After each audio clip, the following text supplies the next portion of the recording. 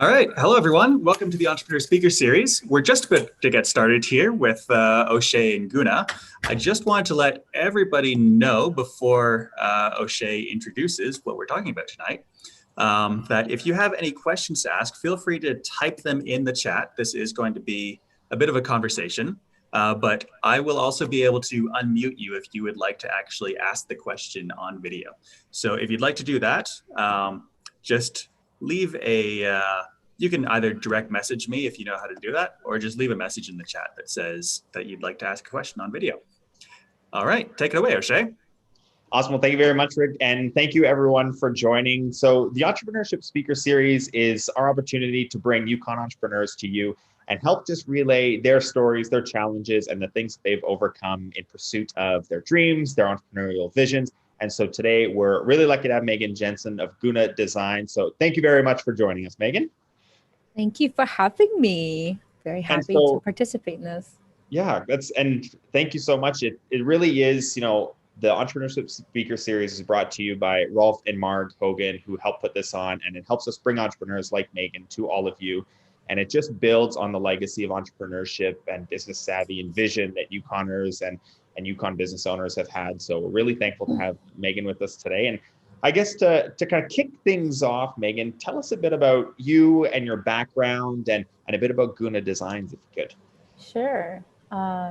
Yak a iqsatini Guná yu khatdusaw dakhshaway di khatsati natastahin ka tagesh dakh ayakhat ahis Guná ka hunka ishu duasagan. I just introduced myself in my Tlingit language. I told you that my Tlingit name is Guná, which translates to the natural spring water coming down the mountain in the spring. My English name is Megan Jensen. I come from the Karkras-Tagish First Nation, and I currently reside in Whitehorse. And I told you I'm happy to see you all today. That's what I said in Tlingit. I am a learner, so I believe that I'll be on this journey of learning my language my entire life, but I'm doing my best, and I say that with humbleness and humility. So totally open to getting corrected.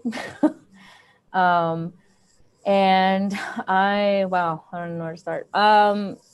I grew up on this on this territory.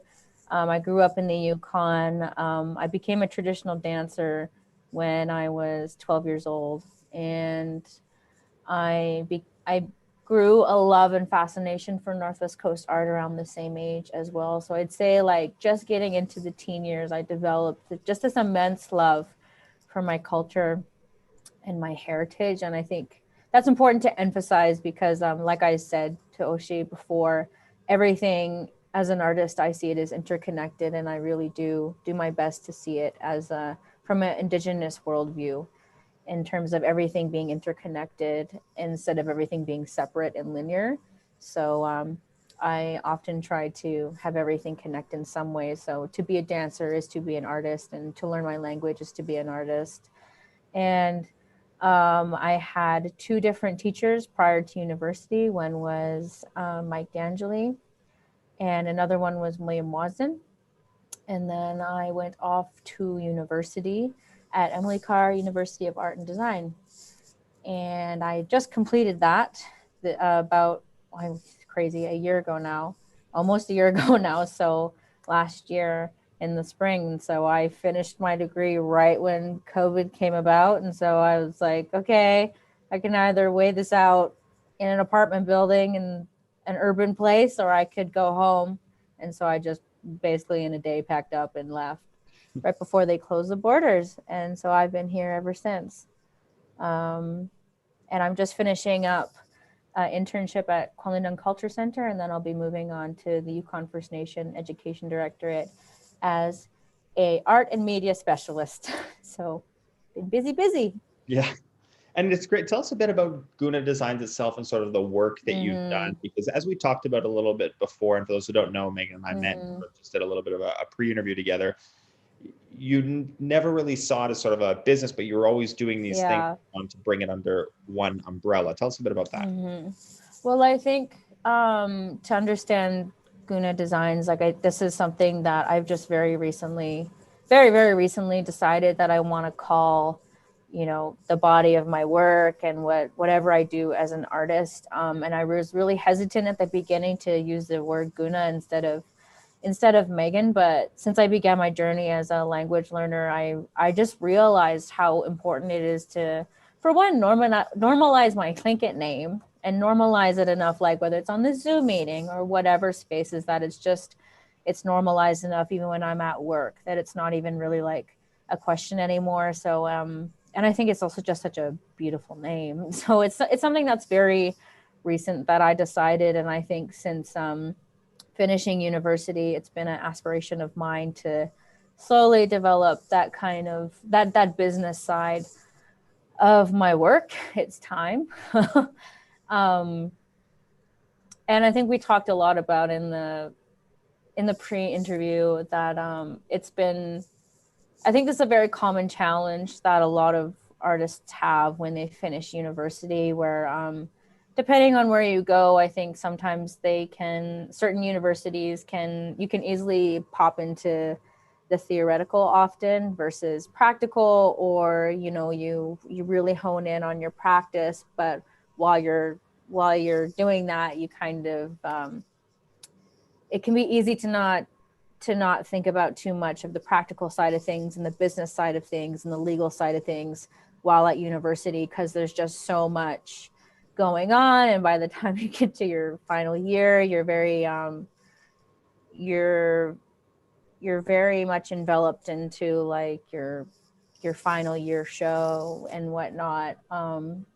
So yeah, I didn't think about it a lot. And I think another common fear that a lot of artists have is that leap from being an artist on the side, or like when you're off hours from work and just creating at home, versus like taking that jump from being a full-time artist is really scary. And it's been really scary for myself. So the thought of, even when I was asked to do this talk, I'm like, I don't really see myself as an entrepreneur, but like entrepreneur, I can't say it really well, but entrepreneur, because I just don't I see myself as an artist, and I've been more and more involved with contracts and whatnot. So it is getting to that point, where I've kind of learned along the way. I've heard these things along the way of all the practical elements of being an artist. And it's kind of like tests of life and tests of being an artist have just kind of taught me, okay, this is why the business side of things is important. And if I want to be taken seriously, but most importantly, to protect myself, I need to understand the business side of being an artist, and also respecting myself. And if I learn how to respect myself properly, then other people will respect me the way I want to be respected as well. So yeah, and I was talk a bit more about that leap, because like you said, a lot of artists sort of get to the point where they wonder, is there enough for me to make the full jump? Am I producing enough? Will I be able to still stay true to my art if I pursue sort of that business side of it, right? Can you talk a bit about that? Well, I have, again, a complex answer to that question because these are things that still run in my mind to this day. But I also think it's really, it's fun and a creative process, and also empowering to kind of call the shots on how you want to navigate the world as an artist as well. And I think a very popular conception of being an artist is either like you're kind of like underground and like doing your own thing and a lot of people know about it, or you're like a full-time business owner of your artwork. And I think that can be very much, dependent on the type of artwork that you produce, or the kind of work that you can produce on a larger scale, while at the same time kind of feeding your creative soul, you could say, with the work that you're really desiring to do. Like something that I really respect from Emily Carr that they instilled in me is this constant reflection of, like what is kind of like my playful artistic child wanting to create, and like what is other things that I can work on that'll be like highly refined and work that I would want to have in a gallery, but also always having that side of my practice that is curious and wanting to grow and like making ugly stuff. Like that's another thing that, oh yeah, at Emily Card teachers talked about all the time, like make stuff that you don't like and like make stuff that's ugly, because that's really important for your artistic growth. Because if you aren't making, it's like the same teaching to life. If you're not making mistakes, if you're not taking chances, then you're not going to be learning and you're not going to be broadening your horizon. So that's something that I always keep in mind as well. And one of my primary inspirations for an Indigenous artist is Kent Monkman. Highly, if you don't know who they are, look them up. I don't have time to give them like a whole presentation on their bio, but they're incredible. But something that's interesting about their story is that there's so much literature that's been written about them now, and they're highly talked about in university spaces.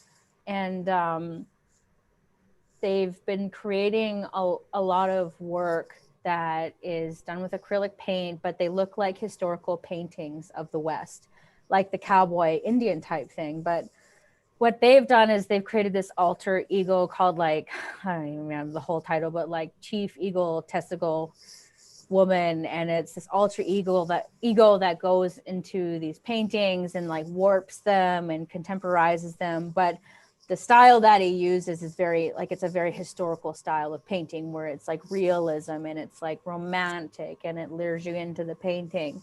But then there's like this Chief Eagle Testicle that's like messing up the framework and like, I don't know, like flirting with the cowboys and whatnot. And the cowboys are totally into it. So like there's numerous things that are at work with his stuff. But before getting to that point, he was an illustrator for a long time prior to doing the work that they're doing now full time. Now they have a full studio in Toronto and they have lots of staff, you know, helping them complete these huge paintings, just huge paintings. And so while they were trying to pay their bills and doing these illustrations, they were also growing their personal practice and constantly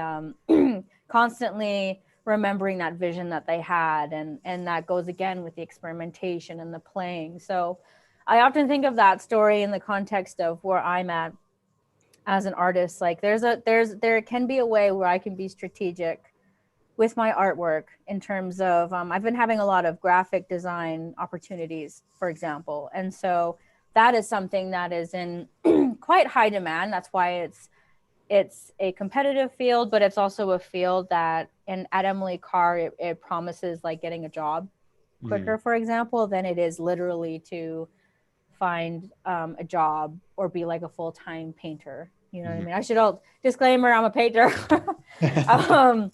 I'm mainly my main niche is painting and oil painting. And so that's also something that I don't want to ever stop pursuing, and I want to grow that. And so something that I'm trying to build is that I can do things that I still, you know, love and have an interest in, and I can develop my skills in Adobe in an ever evolving digital world.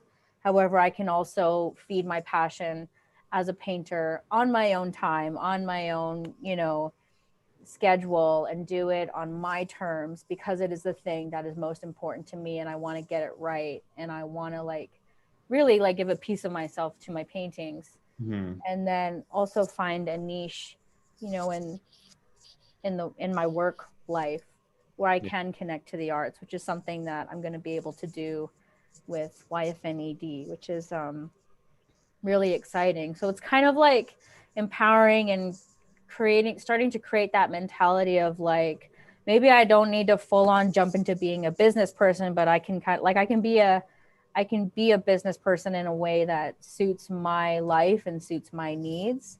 Like, for example, like maybe for the sake of my sanity and my mental health, after 5 years of a crazy university, I just need some like consistency. So I'm going to create a life of consistency so that I can be more relaxed and I can create more space for myself to find that inspiration and to find those moments of stillness or whatever the conditions you need to create that space where you can like take your artistry to the next level and like, you know what I mean? Like those places of reflection and inspiration, right? Yeah. And yeah, I want to build on that a little bit, but I know that someone did also ask where they wanted to see some of your art, where they were listening to you talk about it. And then someone shared your Instagram. Are there any other spots? That's very smart. Yeah. Instagram's the place. I'm currently working on a website. I'm taking my time with the website to make sure it's like solid, but you can definitely look at my Instagram. Perfect. And yeah, on that note of, more relaxed and that self-care piece, and you mentioned it at the top too, a lot of entrepreneurs, when they're sort of starting out, will say, I need to go 24/7 for the next 10 years. Yeah. And it's successful, I can take a break. But you talk about it, that it's important to have that care because that's where you do work. How do you keep that in mind when you are still trying to continue being an artist and trying to balance, the art for yourself versus the art for your business, learning the new skills, the graphic design stuff, all of that? Yeah. I think I'm consistently like interrogated by this more like this, the colonial framework of like all work, no play. Yeah. All work and like no sleep. And where, there can be times where there's been times where I haven't gotten a lot of sleep, but it's been on the premises of that, like, I feel complete passion and just 100% in and commitment to what I'm creating. And that's why I'm like not getting a lot of sleep. Like there's been moments of that during my years as an artist. But I think it's also like, as an Indigenous person, it's empowering and exciting and gives me life to think about ways where I can like, call the shots of what kind of artist I'm going to be in the world. Because I find I've heard, stories from all over the spectrum of individuals that have decided like, I need a job for a while. And I've heard stories of people that are like, I left university after the first year because it was super colonial and I wasn't going to learn what I wanted to learn. So I left and then I just became a full-time artist, and that's awesome. And they have the kind of personality, and the circumstances were there for them to be able to do that. And they had the certain kinds of support to be able to do that. So there's a lot of things that are at play to help someone achieve a life like that. Or, someone could start a family, and so they need certain supports in that sense as well. So there's so many things at play than just like, I'm an artist and I'm ready to have a business. Some people have kids and they need to have specific kind of conditions to be able to like take care of their kids the way that they want to, and like have a healthy, holistic life. Or there's so many things. And then I've also heard, I also know people that it's taken them a few tries to really hone in the life as a business person and being an artist, and hiring some assistants and being able to make a career out of it. And something that I fear is if I'm put in a place where I'm put at such high demand that there's not really time for inspiration or time for that experimentation or those conditions that help an artist like continue to grow, like values that have really been instilled in me as an artist. So I just worry for that loss of passion, and then I and then I worry about I really have I struggle with this fear of beginning to resent the art making instead of continuously, falling in love with it over again from where it almost becomes a business more than the art. Yeah. It just becomes a little bit, I worry about it becoming, dead. Or another very common issue or struggle is that once you have a demand, meeting the demands of the customer rather than meeting the demands you have as an artist, or meeting the standards you have as an artist, that's another huge that can be a huge struggle as well, or something that I fear of, and I think that's something that it goes back to that thing of like finding a niche that's artistic yet you can be detached enough to focus more on the structure of it and pay attention to what the needs are from the client, and you can kind of you have that ability to separate yourself from it a little bit, which is what I've found in graphic design. It has, for me, in comparison to painting, we could say graphic design to me has, it has more structure. It has more rules that are that exist no matter what different commission I may have. You know what I mean? Like it's common to want a visual identity, and there's more rules laid out in the graphic world or the illustration world that, you know, if you want something refined more than 2 or 3 times, then there's going to be another charge. You know what I mean? So that's been kind of nice to have those rules in place to lean on. And what else do I have to say about that? Where do you find most of your inspiration? You talked about that a little bit and how it's important to you. Where do you find that? I think this is where that idea of intersectionality comes in strong, because I think, especially going through university, I realized that there's a serious love. I have a serious love for poetry, for example, or I do actually have a love for writing. For me, like writing gets out exactly what I'm feeling more than when I'm speaking ever will. Yeah. And so going through university, I was able to be exposed to, you know, incredible faculty members that were able to show me a whole like ocean of writers, and some of them were Indigenous writers and very, you know, creative and very progressive thinking writers as well, that were Indigenous, you know, that were mixing in language with English and not translating them and creating all these cool different kind of worlds. But so I think writing for sure has been a huge inspiration, because it kind of, or even just like keeping a journal and just seeing some of the crazy things you can say sometimes, like they can, like from your days, like they can bring up inspiration. I get a lot of inspiration from my dance group for sure. And I think there's inspiration there because there's other artists in the dance group, and you get a lot of inspiration from just talking to other artists. I think that culture of like going to art galleries and meeting new artists was emphasized, but also talked about a lot, because, you know, when you're facing those stumps, or like when I was alone in my studio at Emily Carr, I'm like, oh, okay, well, I'm going to go visit someone. And then you can talk about it with them, and they'll totally like help you think of something you never thought of. Right. Or it could come up in critique. So that's another thing I'm grateful for. There's a lot of things that I'm not very happy about from university, but right now I'm listing the things I'm happy about. Yeah. That university also kind of, you know, teaches you to have a thick skin in terms of going through that journey of understanding how, as hard as it can, you know, hurt when you're first learning how to, you know, just kind of have that shield, or to know when to take in critique, and to know when to not let it in. And to know when it's worth your time and when it's not worth your time. But and then you'll sometimes come to these conclusions that you never would have alone. So people can be just talking to people and talking about your work with people and talking about current projects. I love doing that. That's something that I do all the time with artists, and they always help me like reach these crazy ideas.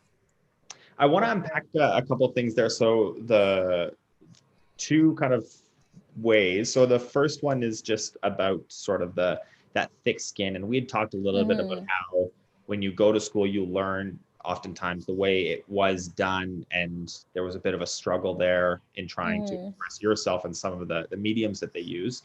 But before we touch on that, I want to talk a bit about, you mentioned the writing piece. And I know that you've been sort of pursuing that language piece for yourself. How does that sort of deliver itself into your art when you're sort of reconnecting with those roots and your history?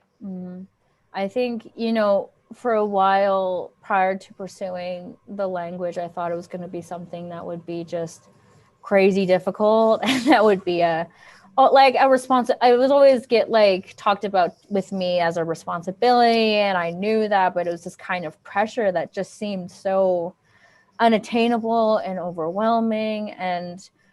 But as I began my journey and took a chance with the language, I realized that I think, you know, I've carried some kind of reflection of trauma that's been carried from my ancestors of that fear of learning the language that's been instilled in us. And I think from beginning to learn the language, I've realized how much that fear can manifest in so many different ways. So now that I'm at the point that I'm at now, I think that like fear of being wrong or fear not being good enough, the fear of not saying it properly enough, or the fear of the unknown, like all of those played a role in me hindering that journey. And so I see that now, and I continue to see how myself or other language learners like battle their way through those barriers. And I talk about barriers because I've seen, as I've kind of like, I don't know, trucked through these different barriers, that the more I do that, the more inspiration I get. So something that I'm learning language with children of the Taku. And so a part of the curriculum is creating your own stories every 2 weeks. And so after a while, once we started, like, you know, so at the same time, we're simultaneously learning different stories, and we're referring back to previous books we went through. And so there was 1 week where I was starting to think about stories that my grandmother told me growing up. Mm-hmm. Some of them were, you know, some of them more, you could say fiction or nonfiction, and sometimes they meet completely in the middle and all around.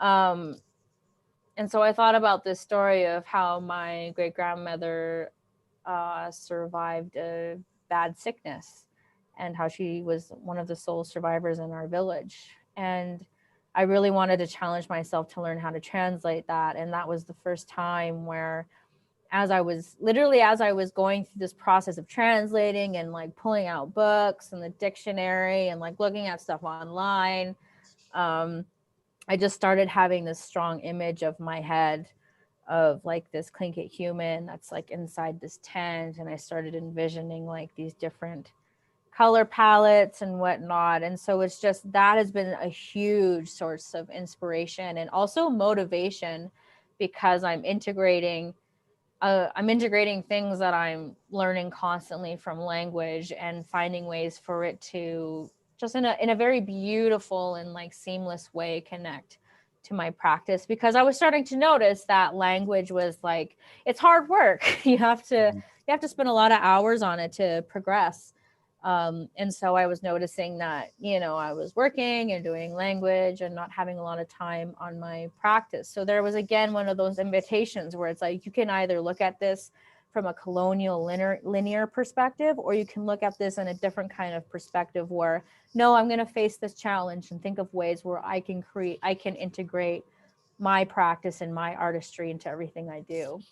So that was like really powerful and really empowering to have that experience. And it's continued now. So now I'm both inspired and motivated to create more stories. And I'm also inspired and empowered to create more artwork. On that, and I would love to keep asking questions, but the people who have joined us have excellent questions. Yeah, so, I see the things coming up. Yeah. So the first one from Diane, how do you feel about commissions and ensuring that you maintain an element of artistic control with them? Diane, that's a good question. I feel that. Let's listen to that again. Can you say that again? Yeah. So how do you feel about commissions and ensuring that you maintain an element of artistic control with them? Mm-hmm. I think I've had a wide array of experiences with commissions. I think what's important, for one, biggest lesson of my life, have a contract when you're beginning it. This is both like in a creative sense, but also for your protection. Have a contract. If you don't have a contract, whether you're like doing some beading and you have a full-time job, whatever you do, if there's a commission, have a contract. And I recommend speaking to a lawyer or someone that, you know, has the credentials and certified to go through the contract with you and get that figured out before you do commissions.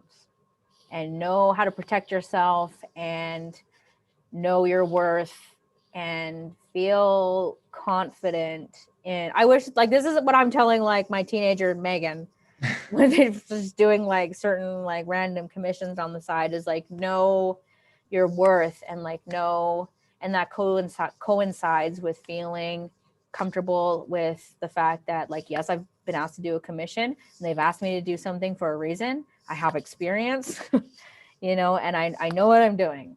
Yeah. I know what I'm doing. And with that comes like that self-respect piece again, where you have to, in this, like, you know, it can really vary with anyone, but figuring out like what your boundaries are as an artist, because my boundaries could be different from any other artist. But what I've learned from my boundaries is like, sure, we can refine something, especially if it's with graphic design, but you know, you're going to have to compensate me for that time.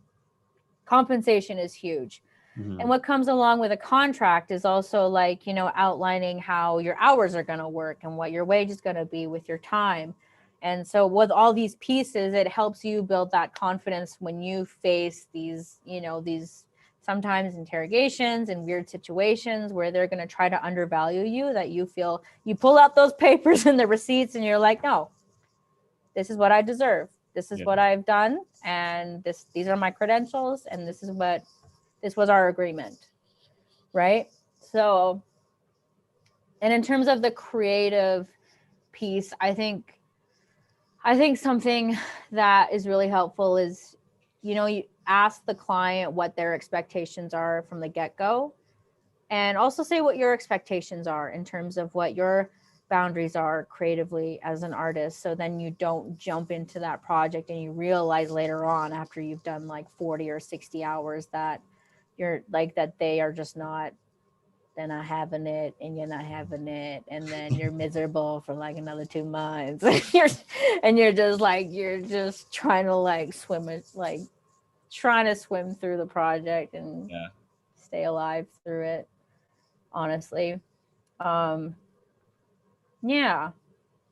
knowing your boundaries, and that's about knowing how much you can handle in terms of it's always difficult, but knowing how much you're okay with people or whoever the client is influencing that vision that you have. Because, you know, I personally like it when the perfect scenario for an artist is when a client is like, I asked you to do this project for a reason. I trust your vision. Yeah. Right. And then again, that can really vary depending on the medium you're doing as well, because my experiences with paintings and commissions are usually very different from the graphic work. The graphic work is usually for a business or for an event, and the graphic world is definitely like, we have a message that we're trying to execute, and we're trying to execute it the best way we can. And every single thing, every single little detail from like every curve in this design has a purpose and a reason for that. So everything has to communicate something, and whatever communicates that the best is what we want. So that's very different from doing like, hey, like someone approaches me and says, hey, I really would want like one of your paintings in my home. This is what I'm thinking. This is what my house looks like, or this is what the wall looks like. And they're usually people I know, right? And so like whatever spirit comes out of this painting, just do that. Yeah. Or they'll say like, these are the kind of colors I love, or they'll reference a lot of other work I've done. So another tip is always make work. Don't just, I did this where I was only doing commissions and not creating my own work. Whereas there's people that will commission you, but they're gonna, or sometimes they just want to see what you have available, or they want to refer back to work that you've done in the past as inspiration to find something that they would like to kind of, you know, collaboratively, or just like share their inspirations with you and moving forward. So the more resources you can have to kind of find just the essence that they're looking for, not necessarily to say like, I want to avoid in that left corner, but like finding the essence that they're looking for. Nice. Is really helpful. Thanks. There was another one here there's a couple here, and I'll just read this comment as well from Cherish, but for sure. Megan said that learning the language is our birthright. We have less than 80 speakers left to sling it. I love her artistic integrity and commitment to herself and the way she reaches out to the youth in the community. So wanted to share that with you. British cheese, Cherish. One of the other questions is, what do you think about the representation of Indigenous female artists in academia or in the media? Ooh, that was a good question. So the question is the representation. I guess I could open up these questions too. Yeah. I like reading them. It helps me. That one's from Aurora Hardy. Aurora. Yeah, 420. All right. What do you think about the representation of Indigenous female artists? Ooh, in academia or in the media? There's so many thoughts running through my head. I think for one, being, again, I'm going to very much talk about this is my lens and the experiences that I've had, but it's really difficult entering the world of Northwest Coast design, where it's been, it's for the most part, it's quite dominated by male artists. And so I think it's quite a new notion for females entering that space. So there's a very short and small representation of Indigenous women that are doing form line. And there's also this traditional process of any Northwest Coast artist will often say that, you should learn from the best and you should learn from a master carver. Like, you could go to university, but if you want to learn, if you want to really hone in your understanding of Northwest Coast design, you should be an apprentice to a master, and all the masters are considered male.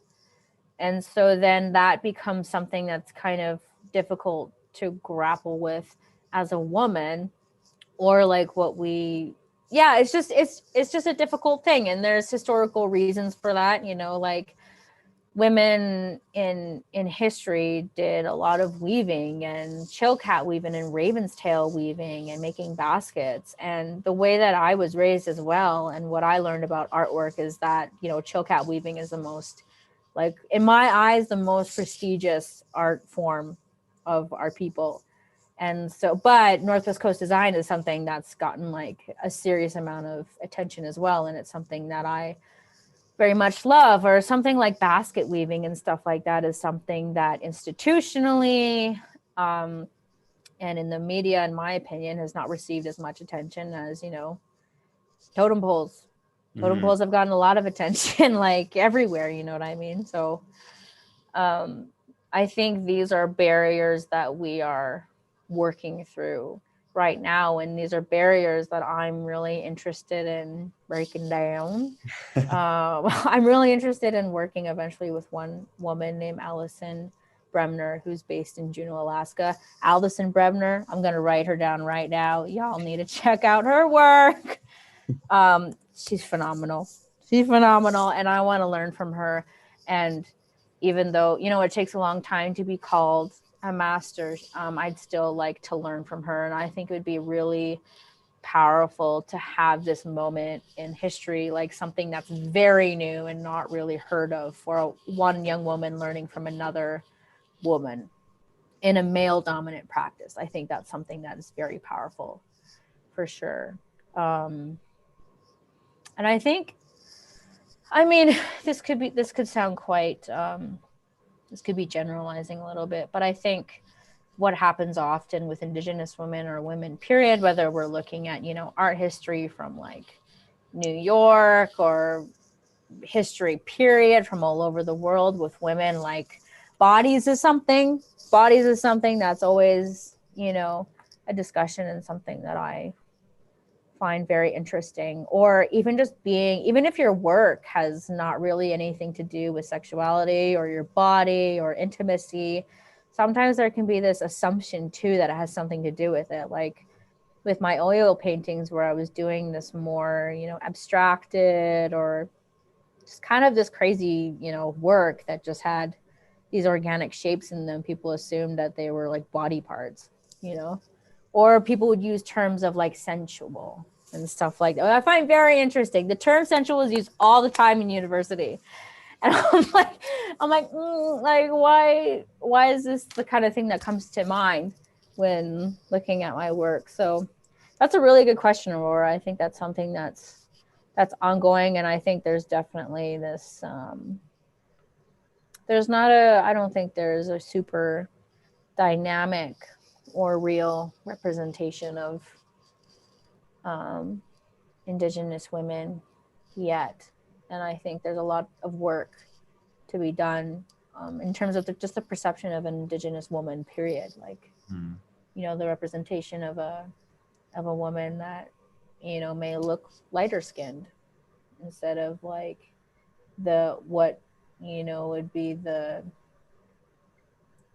I'd say the more like old school typical approach media would have to an Indigenous woman, where she has a certain color of hair and a certain color of skin and a certain body, so Yeah. it's a lot to unpack. It's a good question.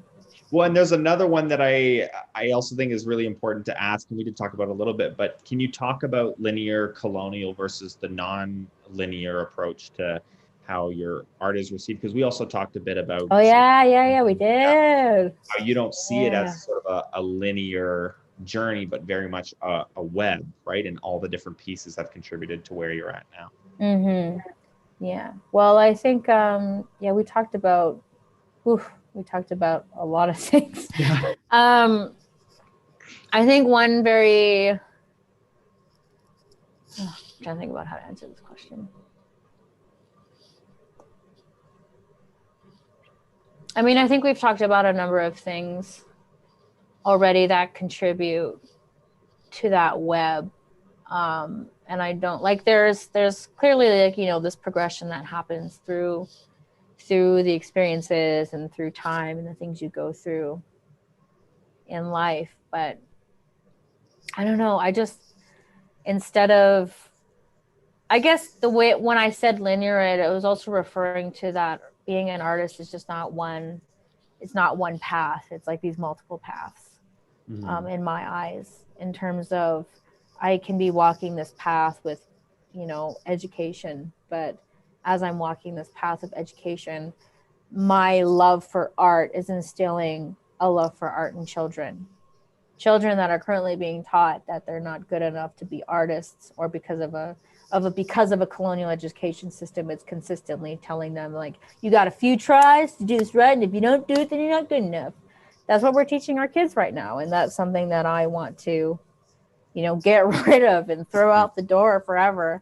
And so that I mean, something we haven't talked about yet is this passion for education, and that is that passion for education definitely comes from difficult experiences from university and not wanting that to happen to Indigenous students that, go to university in the future. And I think, I don't know how to answer this question. But even that, if you could expand it, because that education piece, and when you were at Emily Carr and you have teachers trying to tell you sort of what to think of work, right? Maybe a bit about that and how you developed that thick skin and still continue to pursue sort of that Northwest Coast style, fight that, right? Yeah, I think, and this will feel very like relevant, I know, to quite a few people on this participating in this call right now. But I was inspired by an individual that went to Emily Carr, and I credit them as being the reason that I went and like thought I could do it. That's something else. It wasn't like I saw an ad by Emily Carr online and I was like, yeah, I want to do that. I actually saw an Indigenous person that had that background in carving or, in painting, and they ended up going to Emily Carr University. And I was lucky to have a few individuals that were alumni to that school tell me like, you're going to learn a lot, you're going to grow, but like, don't lose that thing that makes you you. That's how they phrased it. It wasn't even about necessarily being Tlingit. It was just like that thing that makes you who you are. Don't lose that. And I had no idea what they meant by that at the beginning. But once I got there, I had experiences, where there was opportunity for me to integrate this Northwest Coast style with different mediums. And I was told, like at times like, I want you to get out of your comfort zone, which I accepted at the time. And another time I was in a printmaking class and the teacher told me that what, like, form line this artwork that I wanted to integrate and play with and experiment with, he told me that this is not compatible with the materials that we're working with. And I thought that was lame. And I did my research and saw that there were other Indigenous artists totally doing that with block printing, and it was a total thing. And so I was like, why are you like, at the time, you know, my like 21-year-old brain was like, I don't understand why no one like will accept that this is a part of whom I am as an artist. And I was very open to trying out new things, but it was kind of this thing of like, by second year, I was in a situation where it was like, you know, basically we're starting from square one. We're not going to do anything with your like this like web of knowledge and beauty that you could bring from your community. It's just like, let's start institutionalizing you. That's what it felt like. So it was like painting pears sitting on tables, and you know, it was literally that, and painting people and, you know, life stills and stuff like that. And it literally felt like square one. And so I felt like I didn't know anything. So then teachers kept telling me like, well, you know, like if you feel like you could, and if you have the money, you should practice oil painting. That's another thing they do at universities. They want you to do oil painting instead of acrylic painting.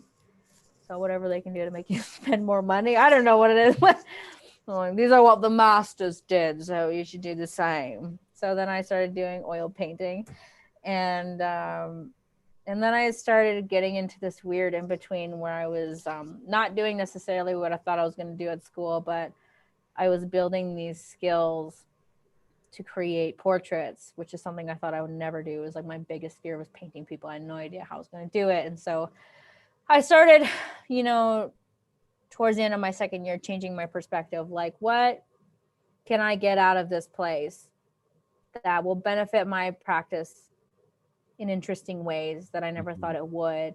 And I will maintain who I know who I am, and I will maintain my identity and my cultural practices, but I'll find a way to flip the switch and say like, I'm going to take the things that are valuable to me, instead of being in the space that I very much felt a lot towards the beginning, where like this institution was not made for people like me to succeed. I literally said that to myself, and I was so ready to leave, because everything I did, it kept reminding me that I was the other. You know, that was already, you know, it just already has experienced otherness so much in life. And I thought like, what am I doing here?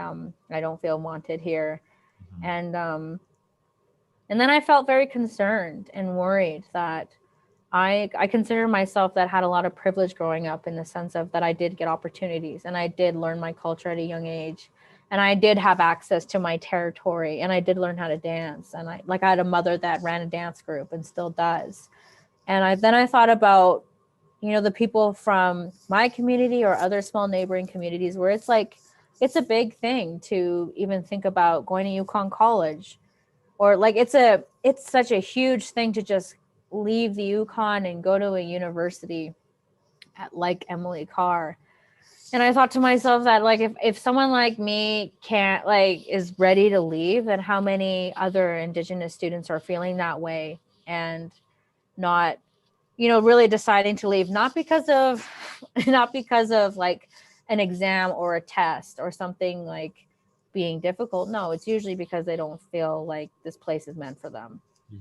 And that made me concerned, because I think one of my biggest life purposes is to help young people not feel that way, for sure. And so, and that being instilled in me while I was in university is what helped me helped to keep me going, is to one day think about ways where I can seamlessly, like continuously being an artist and growing as an artist, but also finding these ways to advocate for change, and to, you know, not let these colonial walls of a world to just suck out the passion and suck out the artistry and suck out all these beautiful things out of our children that keep going on to high school students, and then things they try to just get out of you completely by the time you go to university. Yeah. Right.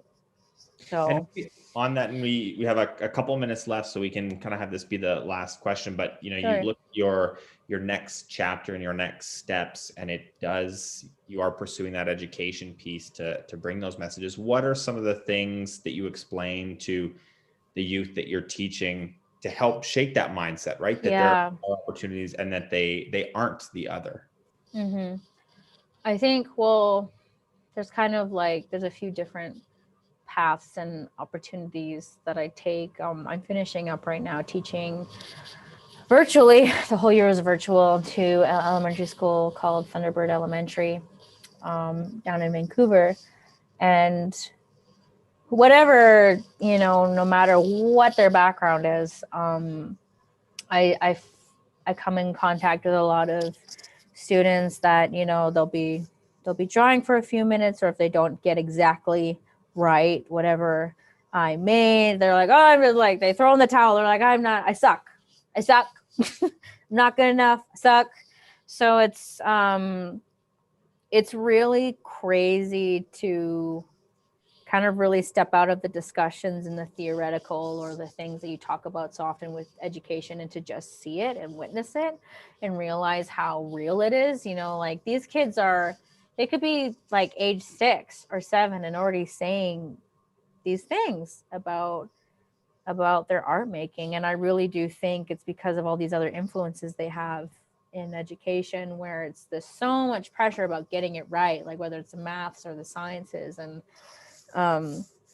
just so much pressure put onto them, and they only have a few chances. And so this like mindset of only having a few chances, and it comes into the art room as well. So I think, things that I reiterate all the time, or things that I've definitely learned moving forward in the future, is for me, one, to honor all these different stages I've been at as an artist. And as an artist, you're always growing. So I think forever in your life, you're going to look back a few years and you're like, oh my gosh, like I sold that to someone, or like that was in a gallery, and that's your own hypercritical eye. Right. But giving opportunities for me to show students of all ages, like really early work, or show work that's in its process.